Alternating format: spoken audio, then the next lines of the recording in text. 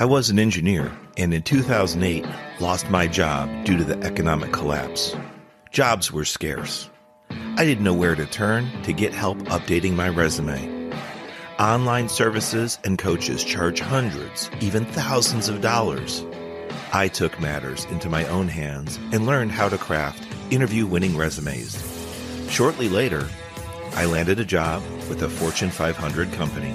I've helped many achieve similar success. Now I share my tips to create interview-winning resumes, interviewing excellence, and high-performance growth strategies on my podcast, Career Growth Made Easy.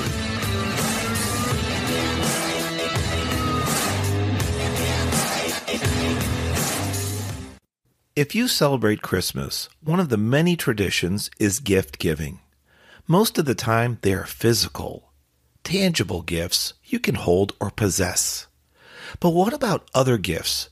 What other gifts are out there that can have value, in fact, immense value, and not be material items? That's what we're going to discuss today on Career Growth Made Easy, episode 134, A Time for Gift Giving. Two areas I'm going to touch on today are mentoring and coaching. Maybe you don't consider yourself a coach. Maybe you don't feel like you have something others could benefit from. More often than not, we're wrong. You heard me right. I'm wrong and you're wrong. Each of us is unique. Each of us have certain specific values and skills that, performed in a unique way, bring out our value set. There's more to what you do than you think. There's what you do, what you accomplish, but there's also how you execute that counts.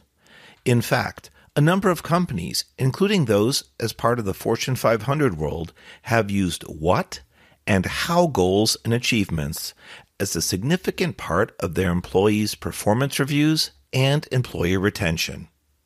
Let's say you're in a leadership position. You can be known for being kind, engaging, and getting the job done.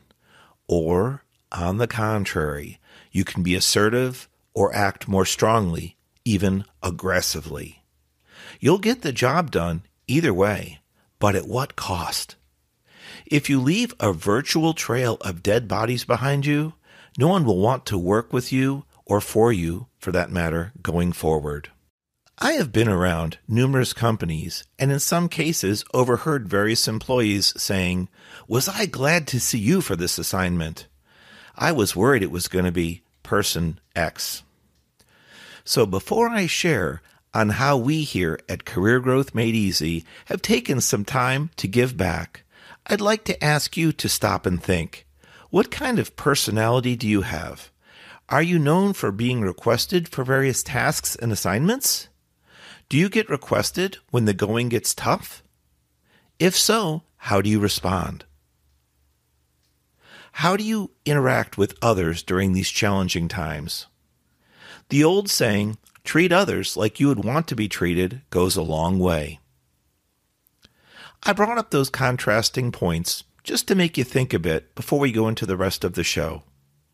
So for this holiday season, please pause and reflect on who you are and how you get things done, especially when working with others. Perhaps there are better ways to engage team members than you currently use. As far as team and sell, we brought Career Growth Made Easy to multiple Central Florida schools this fall.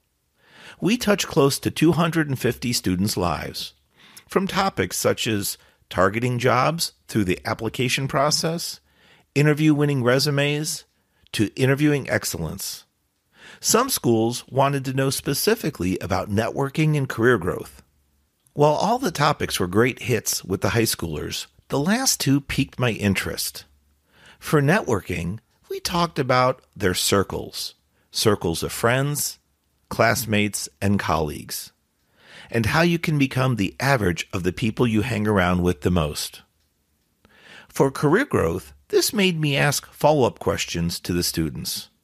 These were the high schoolers that had told me they hadn't had their first job yet. But even so, they were still interested in progressing once they did have that first job nailed down. For me, there is no substitute than experience. And I can tell you also that I strongly believe in lessons learned and best practices. Lessons learned, if applied properly in our personal and professional lives, can help us minimize repeat occurrences of challenging situations. In certain cases, processes or procedures should be changed to take advantage of lessons learned. They will be implemented to be known as, you guessed it, best practices. Because of the powerful mentoring results within my 9-to-5 company, Siemens Energy, I was strongly encouraged to share my coaching with the outside world. Hence, Craig Ansell, LLC was born, along with this podcast, Career Growth Made Easy. This year, we've taken our career growth tips and techniques, as well as talks, on the road. Besides giving back to our high school students in Central Florida, I was also invited to and spoke at the 2022 Florida Virtual School Conference. Having this unique opportunity to be one of only a few outside vendors selected to speak to our Florida virtual teachers and staff was a great, enriching experience. We had such a great demand for our content that we were awarded a second salon at the Rosen Center Hotel. For the overall event, I understand approximately 3,000 teachers and staff were present. That's a staggering number in the wake of COVID dying off and us returning to the office and to public events, as well as private functions. For the 2 salons we had, we were filled to capacity, and it was standing room only for both. In all, more than 200 Florida virtual school teachers and staff were in the audience. We had some great engagement, pointed questions, and incredibly positive feedback from both of our speaking sessions. My wife, Erin, is a paraprofessional working within the microschool system. Prior, she worked in the public school elementary system grade levels. I know what amount of effort and energy she and the teachers put into their students. This is both on and off the clock, if you will. I've heard from so many teachers and staff that many times their days do not end when they leave the school property, but rather their off-the-clock preparation work for the next day continues, so they keep the learning flowing.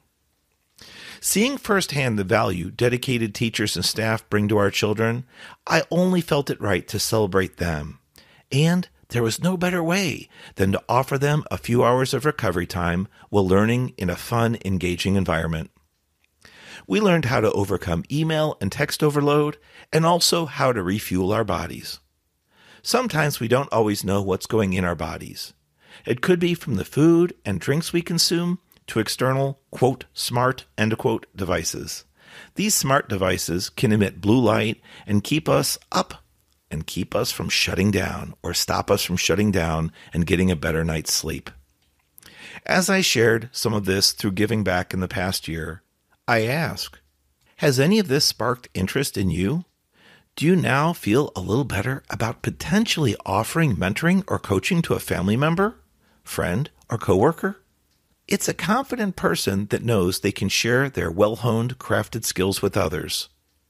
In the Bible, in fact, the New Testament, I believe Matthew chapter 5, I forget the verse though, there's a similar statement. I'm not quoting it word for word, but it goes something like this.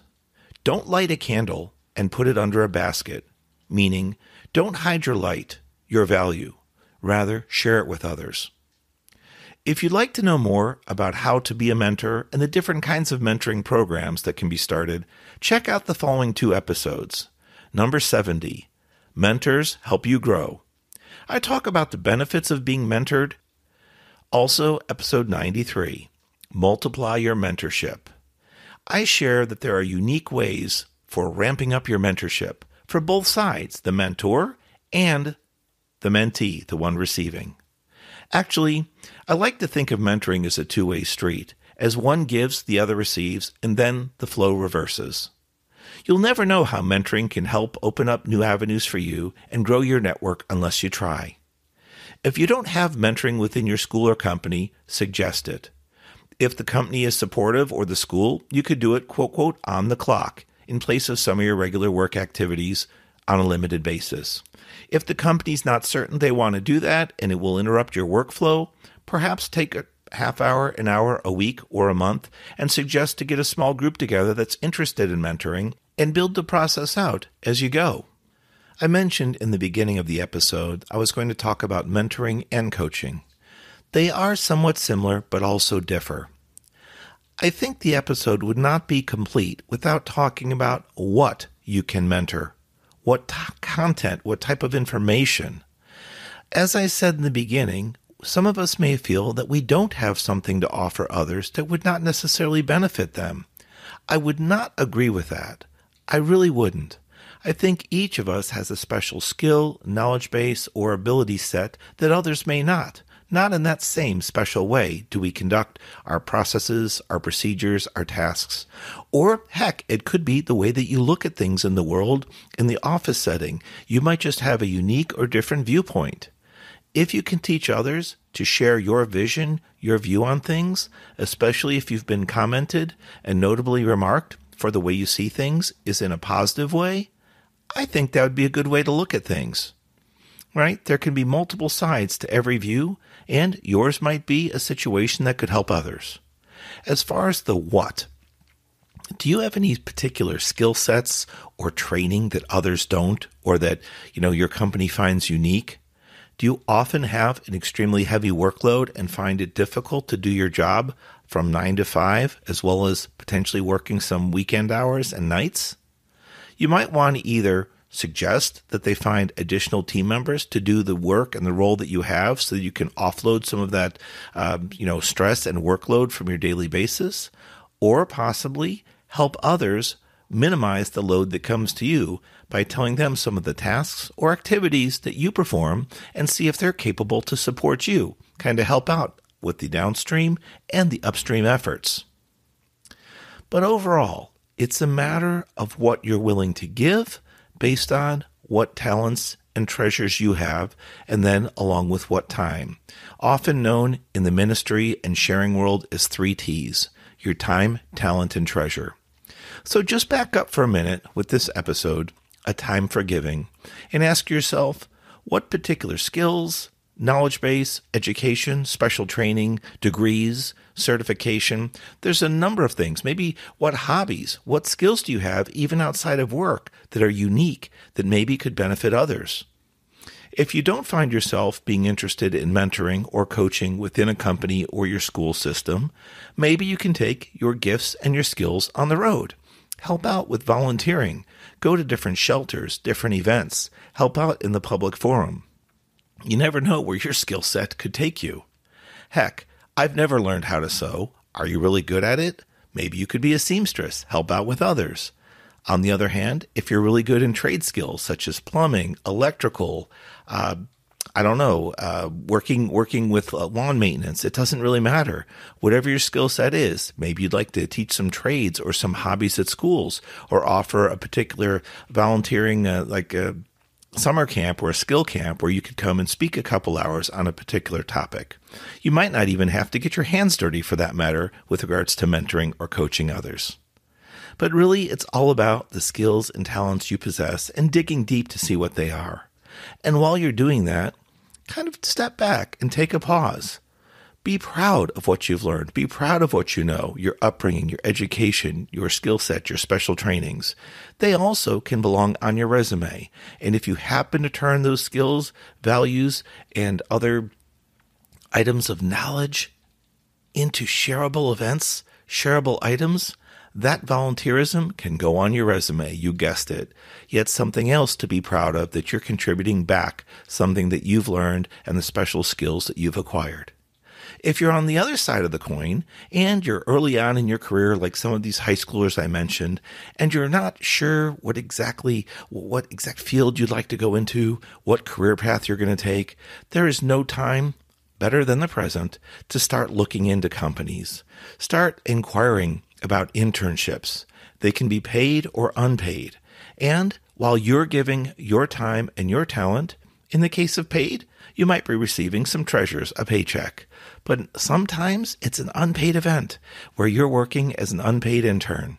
I know it sounds silly if you're early on in your career and you're listening to me today, or one of the high schoolers I recently spoke to, but sometimes internships can be the biggest networking module, the biggest connector tool in your tool belt that you're unaware of, being very, very powerful.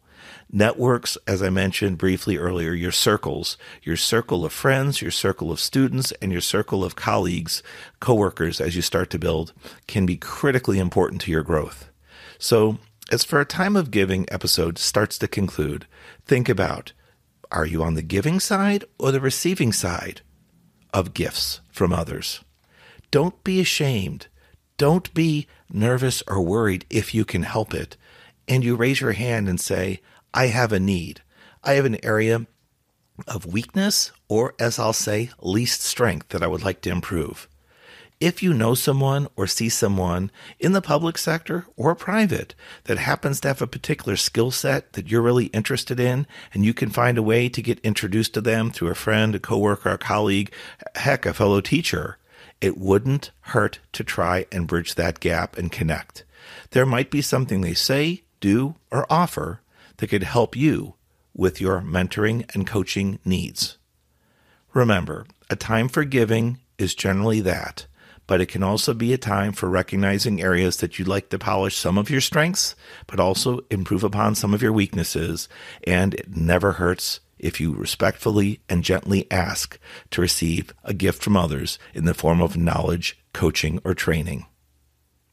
As we're in the holiday season and those celebrating Christmas, Merry Christmas, we're right around the corner from New Year's, so Happy New Year to you as well. I look forward to starting a kick-butt 2023 with all my Career Growth Made Easy listeners, and especially those new listeners who have joined me from the high school systems and Florida virtual school system. I'm very appreciative to each and every one of you for your listening and you subscribing and being part of our team going forward. I look forward to sharing fresh, new content, keeping you on your toes and keeping me on my toes with my research, studying, and sharing. If you ever have special needs, please reach out directly to me, Craig at craigansell.com through my email or on social media at Craig Ansell for Facebook, LinkedIn, and Instagram. We look forward to working with you further and potentially meeting down the road at one of my public or private speaking engagements. Thank you so much. God bless you. Merry Christmas and Happy New Year.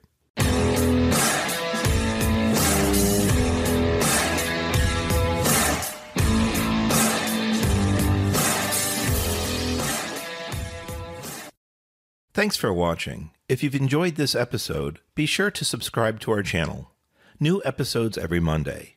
In the meantime, why don't you follow us on social media at Craig Ansell on Facebook, LinkedIn, and Instagram. To book a coaching appointment, download our free guides, or join our email list, check out the links in the description below.